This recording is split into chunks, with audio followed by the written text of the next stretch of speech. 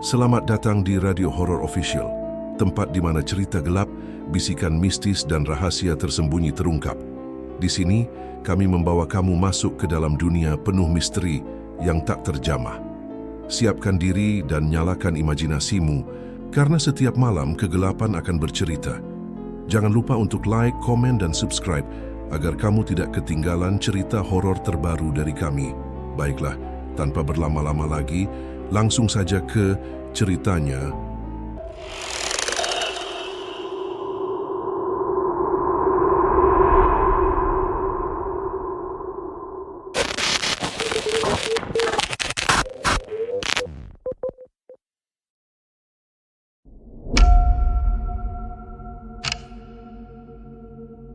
Malam itu, jalan menuju base camp Gunung Gede dipenuhi suara motor dan mobil kecil yang melintas. Di antara rombongan pendaki, ada 4 sahabat, Raka, Dimas, Sinta, dan Lela.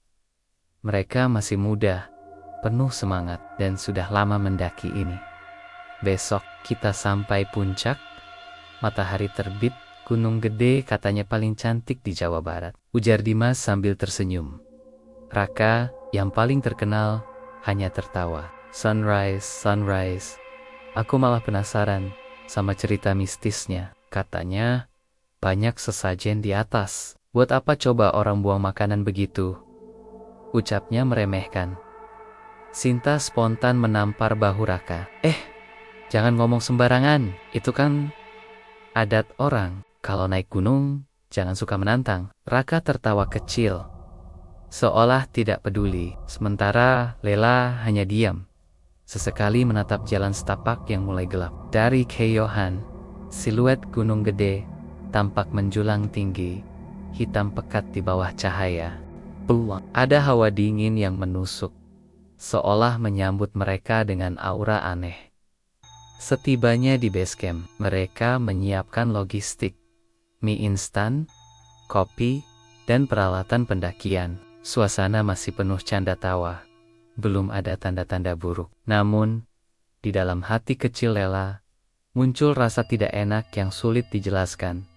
Seakan gunung itu sedang mengawasi, menunggu. Pagi hari, sebelum mulai mendaki, mereka mampir ke sebuah warung kecil di dekat pos registrasi. Warungnya simpel, berdinding kayu, dengan lampu redup. Seorang ibu tua yang menjual teh hangat dan pisang rebus menyambut mereka.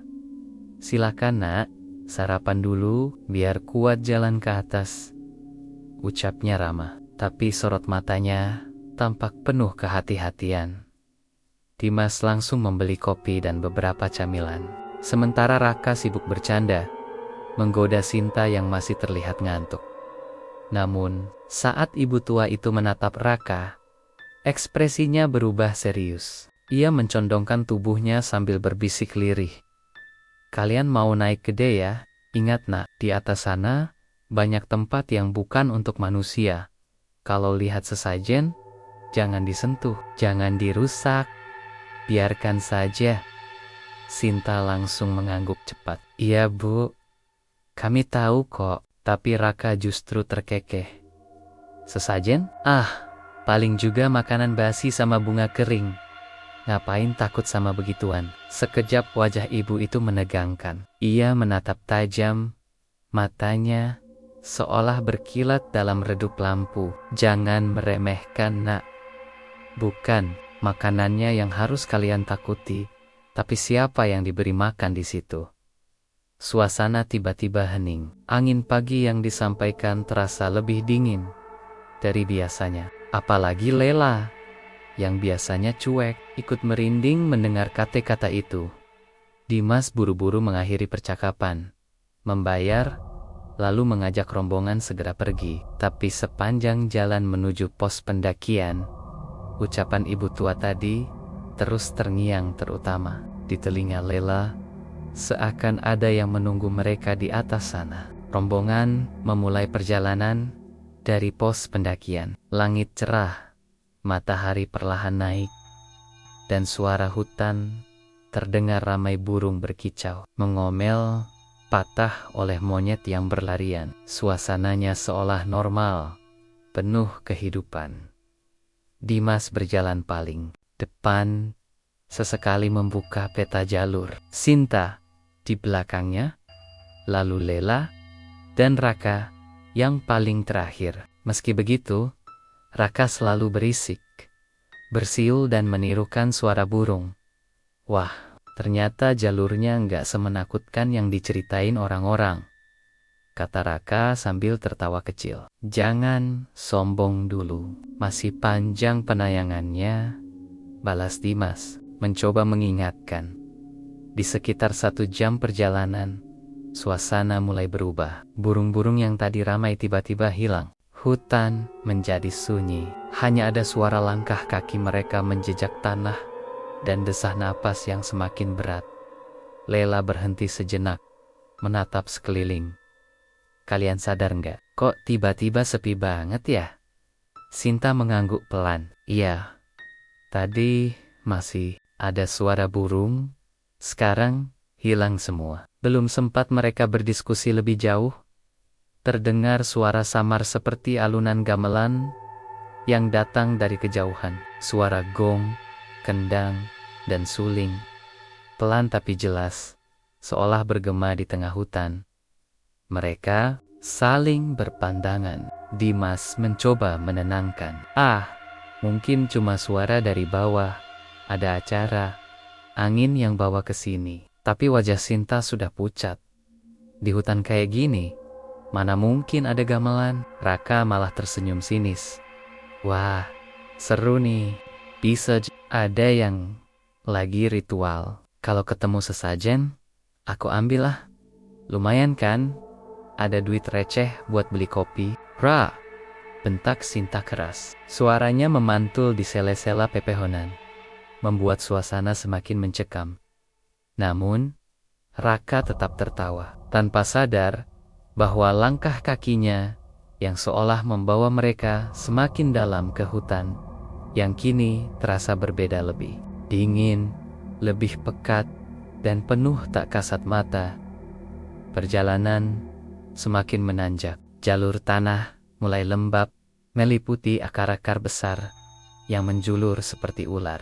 Mereka berhenti sejenak di sebuah batu besar yang tampak mencolok di tepi jalur. Batu itu lebar, datar, dan di atasnya terdapat sesajen, bunga-bunga melati, pisang, kue basah, kemenyan yang sudah padam, serta beberapa koin logam. Sinta langsung menahan napas. Ini yang tadi ibu warung bilang. Lela menunduk hormat, berkata apa-apa, seolah tanpa takut memperhatikan mereka. Dimas juga melirik sekilas, lalu menoleh ke teman-temannya. Sudah, lewat aja, jangan disentuh. Namun, Raka justru mendekat. Ia tersenyum geli, lalu mengangkat sebuah koin Rp500 yang agak berkarat.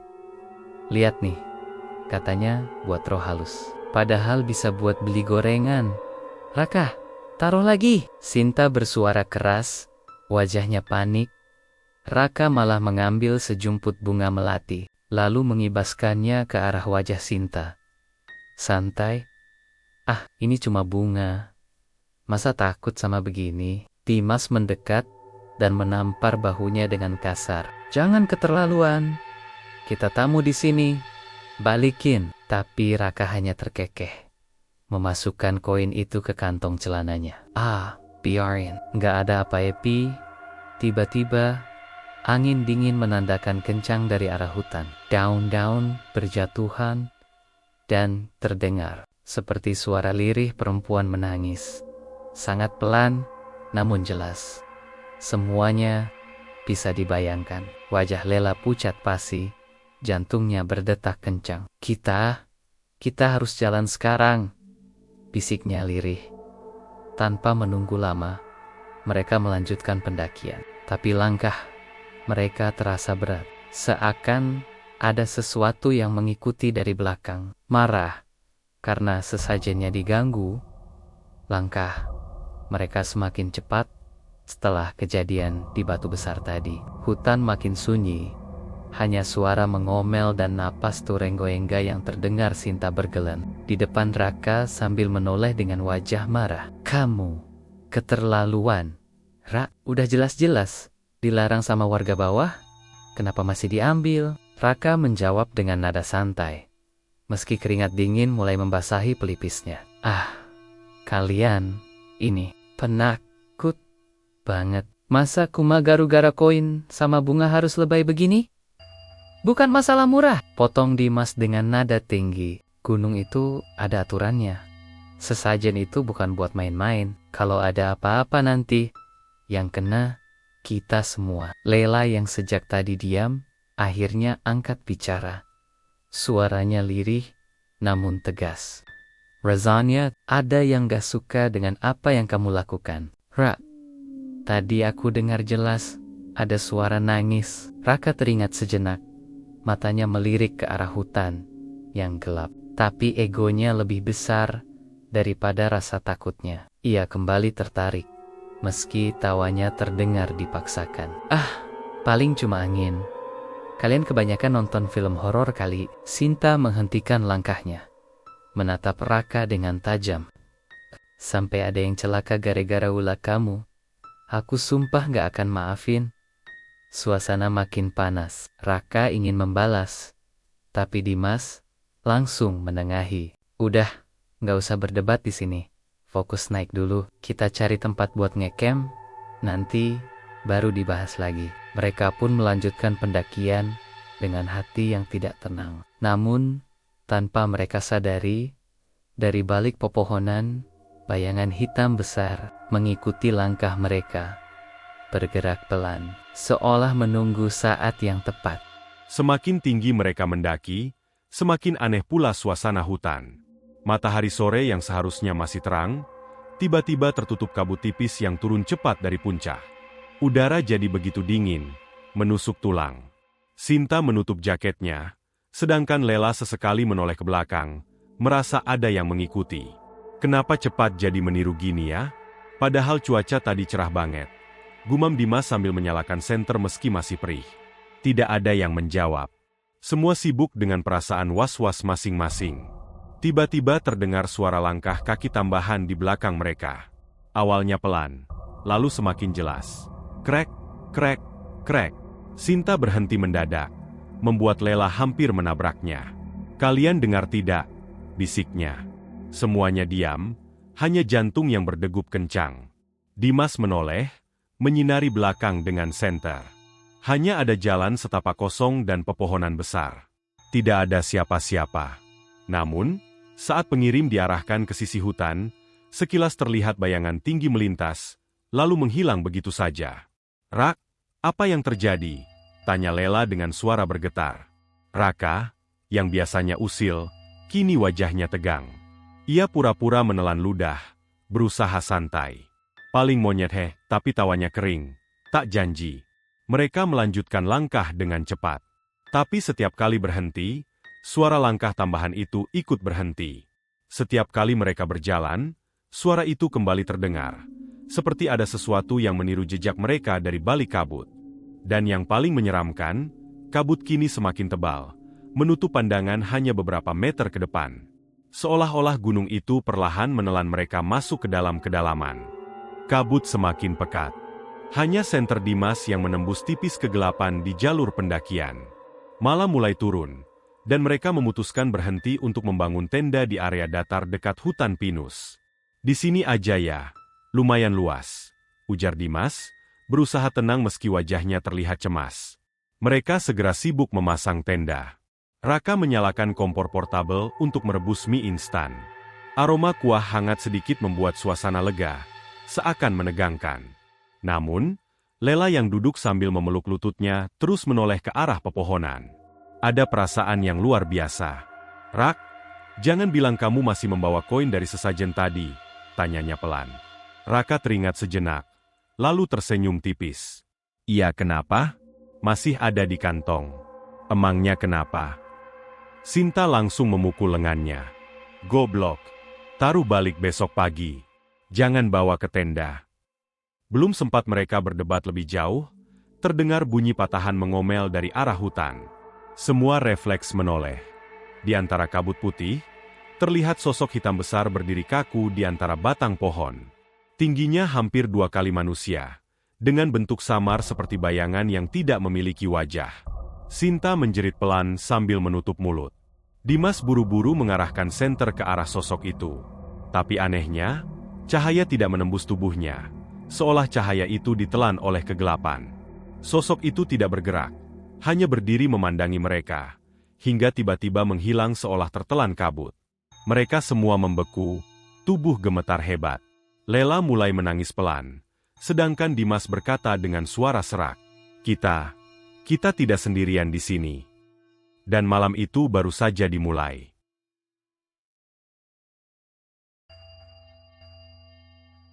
Malam itu, kabut semakin tebal, menelan hutan pinus menjadi lautan putih. Angin dingin menusuk, membuat tenda bergoyang pelan. Mereka berlima tertutup di dalam, hanya ditemani lampu kecil dan bunyi rebus mie yang masih tersisa. Suasana hening. Tidak ada yang berani banyak bicara setelah melihat sosok hitam tadi.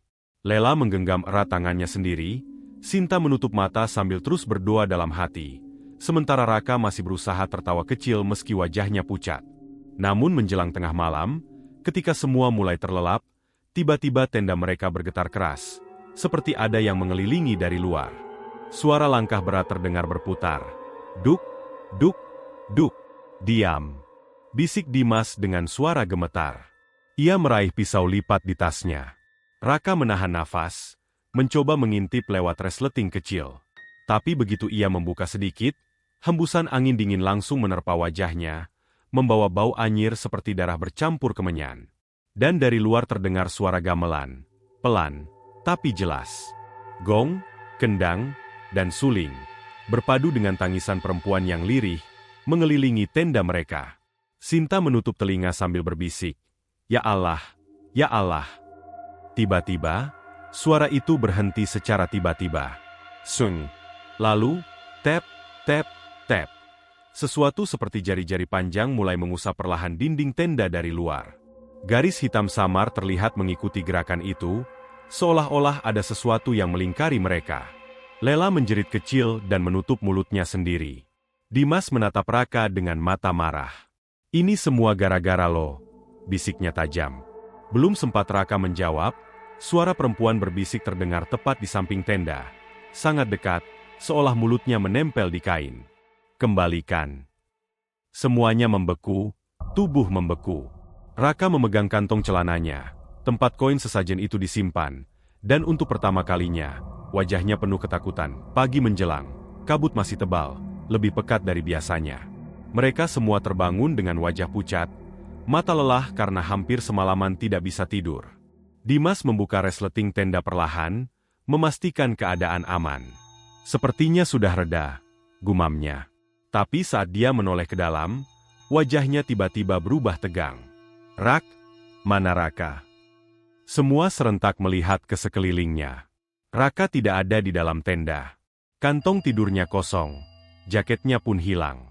Jangan-jangan dia keluar semalam, bisik Lela dengan suara gemetar. Mereka buru-buru keluar. Jejak tanah di sekitar tenda basah oleh embun, tapi ada jejak kaki yang terlihat jelas menuju ke arah hutan.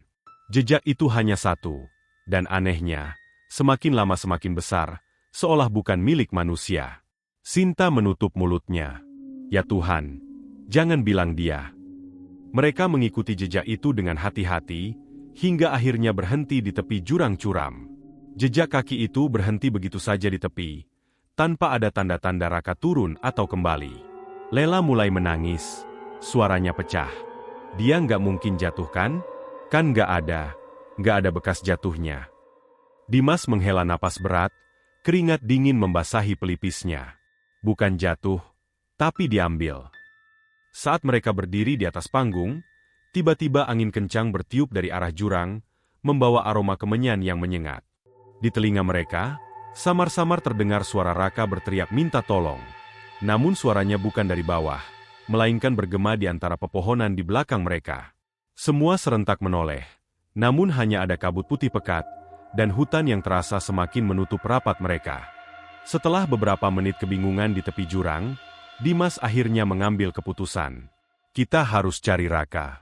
Nggak mungkin dia hilang gitu aja. Meski wajah Sinta dan Lela ketakutan, mereka tak punya pilihan. Mereka berjalan kembali melintasi hutan, mengikuti penjelajahan, sambil sesekali memanggil nama Raka. Ra, kalau kamu dengar, jawab, teriak Dimas. Suaranya menggema. Namun yang menjawab justru adalah gema suara Raka sendiri, tapi terdengar aneh, seperti ditarik dari perut bumi. Jawa Aab. Lela langsung gemetar hebat. Itu bukan suara dia. Itu bukan Raka. Mereka terus berjalan, hingga tiba di sebuah batu datar yang tak asing. Hati mereka serentak tercekat. Itu adalah batu tempat sesajen yang semalaman merusak Raka. Tapi kali ini sesajennya berbeda. Bunga dan pisang masih ada, namun di atasnya kini terdapat koin yang tadi diambil Raka, lengkap dengan selembar kain sobek yang mereka kenali, potongan jaket Raka. Sinta mundur dengan wajah ngeri. Astaga, ini berarti. Belum sempat ia melanjutkan, tiba-tiba terdengar tangisan perempuan dari balik pepohonan, sangat dekat, diikuti suara gamelan lirih.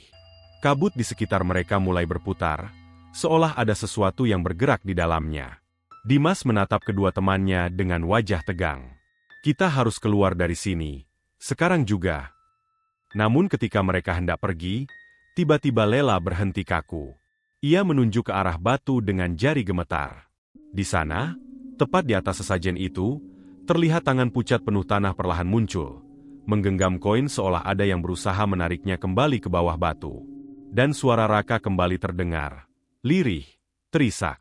Tolong. Aku di sini. Tangisan lirih bercampur suara gamelan semakin keras, membuat bulu kuduk mereka berdiri. Dimas menarik tangan Sinta dan Lela, memaksa mereka menjauh dari batu sesajen itu.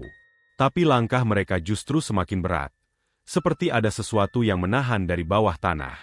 Jangan lihat ke belakang. Cepat, teriak Dimas. Napasnya terengah-engah. Namun Sinta, tanpa sadar, menoleh. Tiba-tiba dia menjerit histeris. Dari balik kabut, tampak Raka berjalan menuju mereka. Bajunya kotor penuh tanah. Wajahnya pucat dengan mata kosong tanpa bola mata. Bibirnya bergerak-gerak, menggumam. Kembalikan, kembalikan. Lela langsung terjatuh terduduk, menangis tak terkendali. Bukan dia, itu bukan Raka. Sosok itu mendekat semakin cepat, dan setiap langkahnya menimbulkan bunyi seperti tulang patah. Dari tubuhnya meneteskan cairan hitam pekat, menodai tanah yang dilaluinya. Dimas berusaha menghalangi dengan pisau lipat di tangan, namun angka itu tidak berhenti. Saat jaraknya tinggal beberapa langkah, kabut di sekitarnya bergerak liar, membentuk bayangan besar dengan wajah samar perempuan, rambut panjang terurai, matanya menyala merah. Suara lirih menggema dari segala arah. Yang diambil harus dikembalikan dengan nyawa.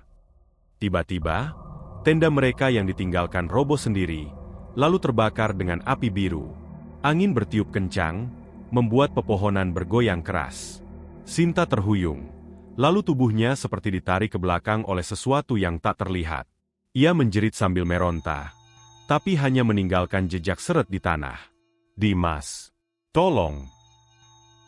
Dimas dan Lela mencoba menariknya, namun tenaga yang menyeret Sinta jauh lebih kuat. Dalam sekejap, Sinta terseret masuk ke dalam kabut pekat, dan hilang begitu saja.